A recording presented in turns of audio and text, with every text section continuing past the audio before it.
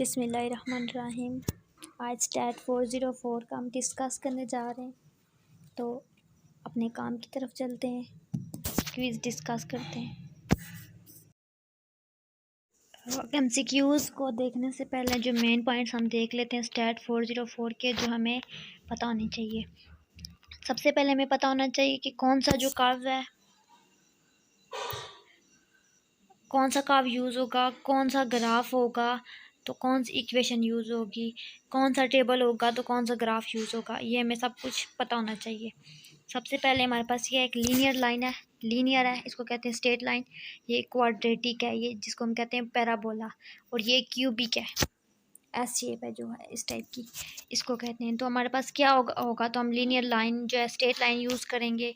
क्या होगा तो क्वाड्रेटिक यूज़ करेंगे, क्यूबिक यूज़ करेंगे। बहुत इंपॉर्टेंट, मोस्ट इंपॉर्टेंट थिंग जो आपको स्टैट 404 के फाइनल की प्रिपरेशन के लिए पता होने चाहिए। अच्छा जी, क्राइटेरिया, ठीक है। ये क्या कह रहे हैं कि एक ग्राफ है, एक्स और वाई की वैल्यू हमें दी गई है, एक्स और वाई का ग्राफ है, ठीक है। ये अब हम now we are talking about graph. तो इसमें स्ट्रेट लाइन है, तो हमें कैसे पता चलेगा कि स्ट्रेट लाइन है यहाँ पे ग्राफ में, तो कौन सी इक्वेशन यूज़ होगी। उसके अलावा X Y curve will only be bend use a second degree parabola. कह रहे हैं कि जब भी हमारे पास एक ग्राफ है एक्स वाई, उसके ऊपर एक सीधी लाइन है, लीनियर लाइन है, स्ट्रेट लाइन है, तो हम लोग कौन सा फर्स्ट डिग्री इक्वेशन जो होती है वो हम लोग पैराबोला की वो यूज़ करेंगे। वो हमारे पास क्या होती है, वाई, वो हम आगे बता देंगे। Y is equal to A plus B X, ये इक्वेशन हम यूज़ करेंगे। जब हमारे पास वाई और एक्स जो है हमारे पास give a curve with only one bend. One bend का क्या मतलब है, इसी ग्राफ की बात कर रहे हैं कि कौन सा हमें ग्राफ दिया होगा तो कौन सी इक्वेशन यूज़ होगी। अभी ये टेबल वगैरह की बात नहीं कर रहे। तो जब हमारे पास एक ग्राफ बेंड हुआ हुआ होगा, तो बेंड थोड़ा सा बेंड हुआ हुआ यानी कि पैराबोला बना होगा, तो हम लोग कौन सी इक्वेशन यूज़ करेंगे, सेकंड डिग्री इक्वेशन। और सेकंड डिग्री इक्वेशन क्या होती है, Y is equal to A plus B X plus, इसी में एडिट हो जाता है सी एक्स के, हम लोग एडिट कर देते हैं। The graph the value of X Y give curve shape of S, S दे रहे यानी कि थर्ड डिग्री पैराबोला। ये यानी कि ये इसको, इसमें क्यूबिक में हम लोग थर्ड डिग्री पैराबोला यूज़ करेंगे। इसमें कौन सी इक्वेशन होती है इसकी, Y is equal to A plus B X plus C X square plus D X cube. और for more guidelines, if the graph of value X and log of Y give a straight line दे रहा है, log की बात हो रही है, 1/y है, लॉग ऑफ y है, तो हम लोग स्ट्रेट लाइन यूज़ करते हैं एज एन एक्सपोनेंशियल कर्व। इस तरह value of log of x और लॉग ऑफ वाई दोनों लॉग में, तो स्ट्रेट लाइन यूज़ होती है ज्योमेट्रिक और एल्गोरिथम कर्व, लोगरिथम कर्व होता है। If the graph of the value X and 1/y give a straight line use hyperbolic curve, ठीक है। ये कुछ एग्जांपल्स दी गई हैं कि हमारे पास ग्राफ नहीं दिया गया, सिर्फ हमारे पास एक टेबल दिया गया एक्स वाई का, वहाँ से हम लोगों ने फाइंड करनी है वैल्यू, तो कैसे फाइंड करेंगे। ये मैं ग्राफ में बता रहे हैं कि ये कौन सा कर्व है। ये हमारे पास लाइन टाइप है, मतलब स्ट्रेट लाइन है, थोड़ी थोड़ी बेंड है, इतनी नहीं है, तो इसको हम स्ट्रेट लाइन में ही कंसिडर करते हैं। सेम इसको भी हम लोग सेम स्ट्रेट लाइन में, ये हमारे पास कौन सा सेकंड डिग्री, देखिए पैराबोलिक टाइप है, तो सेकंड डिग्री पैराबोला में सेकंड डिग्री यूज़ होता है।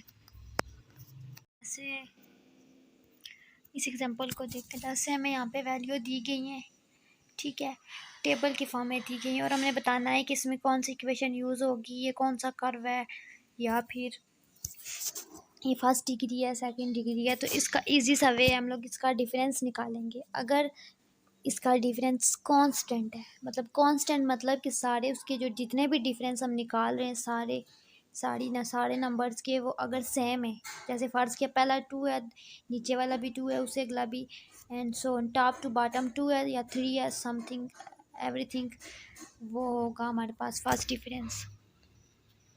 तो अगर फर्स्ट डिफरेंस कांस्टेंट होता है तो हम कहते हैं फर्स्ट डिग्री इक्वेशन। अगर सेकंड डिफरेंस कांस्टेंट होता है तो हम कहते हैं सेकंड डिग्री इक्वेशन यूज़ करते हैं। अगर थर्ड डिफरेंस कांस्टेंट होता है तो थर्ड डिग्री यूज़ करते हैं। इसी तरह पहले हम फर्स्ट डिफरेंस लेंगे, अगर आ गया कांस्टेंट तो फिर हम लोग लिखेंगे उसको फर्स्ट डिग्री कांस्टेंट। अगर नहीं आ रहा तो फिर हम लोग उसका दोबारा डिफरेंस लेंगे फर्स्ट डिफरेंस का, तो फिर उसको देखेंगे कांस्टेंट है तो फिर सेकंड डिग्री, अगर तब भी कांस्टेंट नहीं है तो उसका दोबारा हम लेंगे, तो फिर जब अगर थर्ड पे हमारा डिफरेंस जो है आ जाएगा, तब कहते हैं थर्ड डिग्री कांस्टेंट।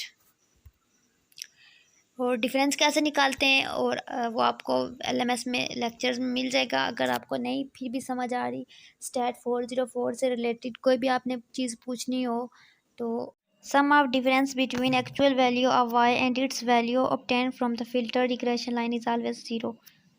ये सारे जो है पढ़ने वाले हैं, या पढ़ लीजिएगा खुद ही।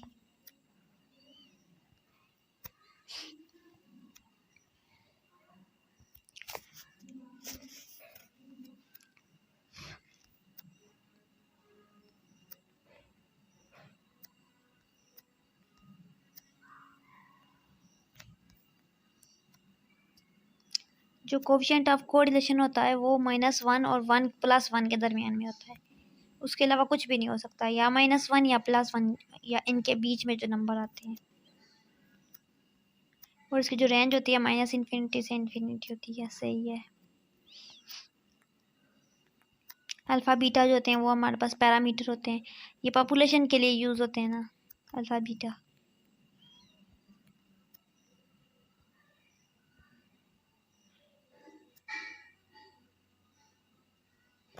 अगर देखें नेगेटिव रिग्रेशन है तो हमारे पास ऑपोजिट डायरेक्शन होती है, और पॉजिटिव रिग्रेशन में हमारे पास डायरेक्शन बिल्कुल सेम रहती है।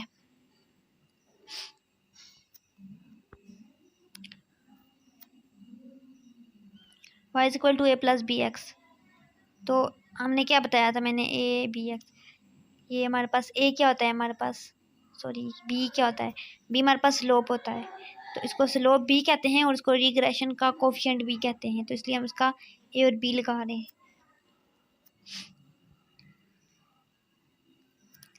पैरेलल में सेम होते हैं।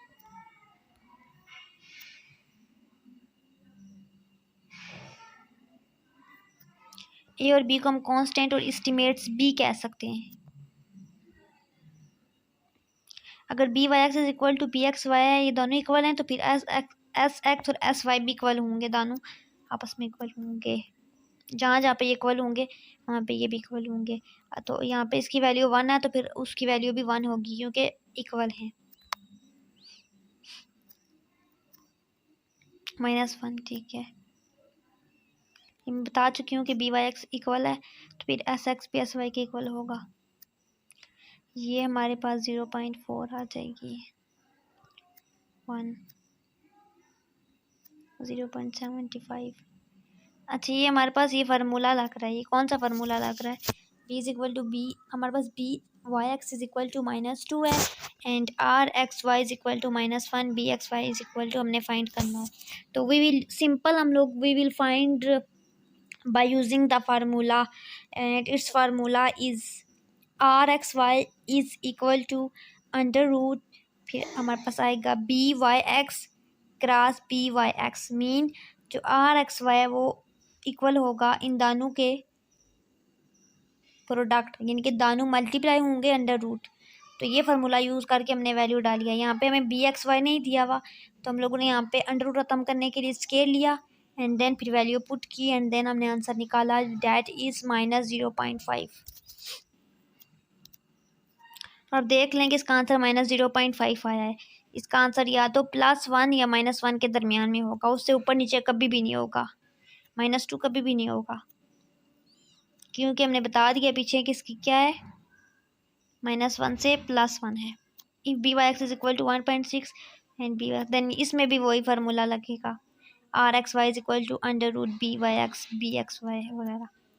सेम यहाँ पे भी वही फार्मूला लगा है and Y head is equal to 6 -x, तो -x, then R will be, R है हमारे पास -1 तो -1, यहाँ पे +10 है तो 1, Y is equal to -10x and X is equal to, ये डिवाइड होंगे तो -1। हाँ, एक हमारे पास कोरिलेशन एक +1 से -1 के दरमियान में होती है ना, तो अगर हमारे पास जो है ना +1 हो तो उसको हम कहते हैं परफेक्ट पॉजिटिव, तो अगर हमारे पास -1 हो हम कहते हैं परफेक्ट नेगेटिव, तो अगर हमारे पास 0 हो तो उसको क्या बोलेंगे, अनकोरिलेटेड वेरिएबल। ये तो पॉजिटिव को हम क्या कहते हैं, +1। इसी तरह ये none of the proceeding y is equal to 1। ज़ाहिर है आर एक्स वाई वाला मैंने आपको बताया under root B Y X dot B X Y, ये फार्मूला लगता है। तो लेफ्ट हैंड साइड में 1 है तो राइट हैंड साइड में डॉट का दोनों का प्रोडक्ट होता है ना, मल्टीप्लाई होते हैं, तो ज़ाहिर है फिर लेफ्ट हैंड साइड में भी 1 होगा। जब अंडर रूट 1 लेंगे तो वो 1 ही होगा। इसका रिलेशन हमारे पास डी है, ऑल ऑफ द अबव, ठीक है। 0 ये हमारे पास एक्स वाई है अगर हमारे पास, तो यहाँ पे if the coefficient of correlation between the variable X and Y is R है, ठीक है। तो अब coefficient of correlation X square Y square ये फाइंड करें तो जारी बात है स्क्वायर हो जाएगा। ये भी आर एक्स वाई दिया हुआ है और R Y X Y is equal to 0.75, तो वही चीज़ पूछ रहे हैं, ये वही है 0।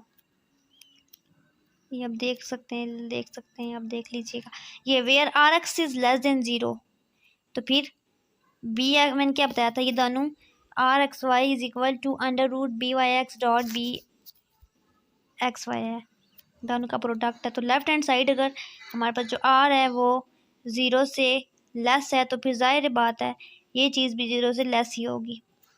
ये अब 0 से बड़ी है, ओपन साइड जो है बड़ी वाली जो है इधर है, ग्रेटर देन 0 है, तो then we will what we will do, we will see as where is the direction of r, there will be the direction of byx and bxy। तो now you see अगर r बड़ा है हमारे पास तो जाहिर बात है byx एंड bxy भी बड़ा होगा, 0 से ग्रेटर होगा, ठीक है। rxy is equal to 0 then bxy जाहिर बात है मैंने आपको बता दिया rxy is equal to byx dot bx under root, तो सारा एक ही फार्मूले पे ये चीज़ पूरी मैटर कर रही है, सारे MCQs। नेक्स्ट हम यहाँ से कर रहे थे in the regression line y is equal to a plus B X, तो जो समेशन y है हमारे पास sigma y is equal to ये समेशन y हैट, ये बहुत इक्वल होते हैं, ठीक है। इन द ठीक है वो इक्वल 0 होते हैं, ठीक है। The purpose of simple linear regression analysis is to predict one variable from when regression line is pass through the origin, तो इंटरसेप्ट 0 होता है। when b x y is positive then b y x will be, अच्छा एक अगर positive है तो दूसरा b positive होगा, इनका रिलेशन है एक, आगे हम पढ़ेंगे। The coefficient correlation coefficient is the dash of the two regression coefficient is, अच्छा ये ज्योमेट्रिक मीन है, ठीक है। When two regression coefficient bear same algebraic sign then correlation coefficient is उन दोनों के साइन के मुताबिक होगी। It is possible that two regression coefficients have same sign. Same sign उनके हो सकते हैं। Regression coefficient is independent of unit of measurements and scale and origin. If y is equal to 2 minus 0.2x, then value of y intercept is equal to, जैसा कि हम बता चुके हैं पहले y is equal to a minus bx होता है, तो y is equal to जो a होता है जो पहली वाली वैल्यू होती है उसको हम क्या कहते हैं, intercept, and second one is जो एक्स के साथ होती है उसको हम कहते हैं स्लोप। तो हमारे पास इंटरसेप्ट क्या है 2। In one regression coefficient is greater than 1 other will be less. ये सारे तो इंग्लिश में पढ़ने वाले हैं, इसमें कोई भी चीज़ ऐसी नहीं है जो समझाई जाए। इन जो डिपेंडेंट वेरिएबल होते हैं उनको हम रिग्रेसेंट कहते हैं और जो इनडिपेंडेंट होते हैं उनको हम कहते हैं रिग्रेसर। और जो डिपेंडेंट वेरिएबल्स होते हैं उनको हम क्या कहते हैं, उनको हम लोग रिग्रेसेंट वेरिएबल कहते हैं ना, वैसे हम पढ़ चुके हैं ये। उनको प्रिडिक्टेड भी कहते हैं और एक्सप्लेन्ड वेरिएबल भी कहते हैं, ये हम कर चुके हैं। In the regression equation y is equal to a plus B X then y is called, तो मैंने आपको बताया था पहले, ये बात बता दी है कि जो y जो इस साइड पे होता है उसको हम डिपेंडेंट वेरिएबल कहते हैं और जो ये b के साथ x है जो हमारे पास स्लोप के साथ है उसको हम क्या कहते हैं, dependent variable, independent variable. In the regression equation x is equal to, तो यहाँ पे भी ये पूछ रहे हैं x क्या है, तो अब ये देखिए यहाँ पे पहले y यहाँ पे था तो हमने इसको डिपेंडेंट कहा था, अब यहाँ पे x है नीचे वाले में तो हम x को डिपेंडेंट कह रहे हैं, क्यों, बिकॉज हमने ये नहीं कहना कि एक्स डिपेंडेंट, हमने ये देखना है कि जो इक्वल के इस साइड पे है वो डिपेंडेंट वेरिएबल है, ठीक है। In the regression equation y is equal to a plus B X, A is called, तो ए मैंने आपको पहले बता दिया है कि जो ए होता है इक्वल के इस साइड पे, y इज इक्वल टू जो होता है इक्वल के इस साइड पे उसको हम इंटरसेप्ट कहते हैं, और जो बी होता है इसको हम स्लोप कहते हैं, तो ये इंटरसेप्ट है, ठीक है। The regression equation always pass through, ठीक है। The independent variable in a regression line is non random variable होते हैं।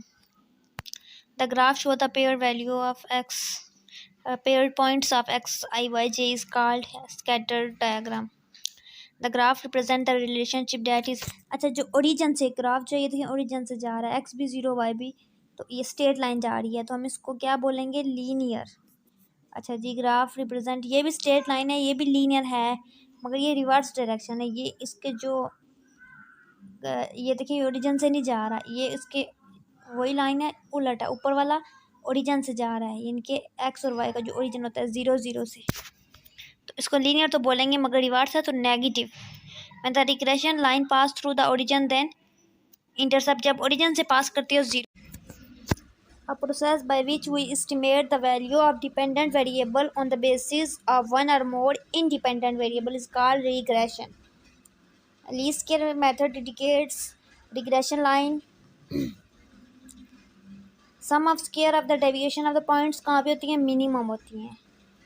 A relationship where the flow of the points is best represented is called linear relationship, जो होता है जो straight line हमारे पास बनती है, ग्राफ में एक लाइन बनती है, उसका जो ग्राफ होता है वो सबसे बेस्ट होता है।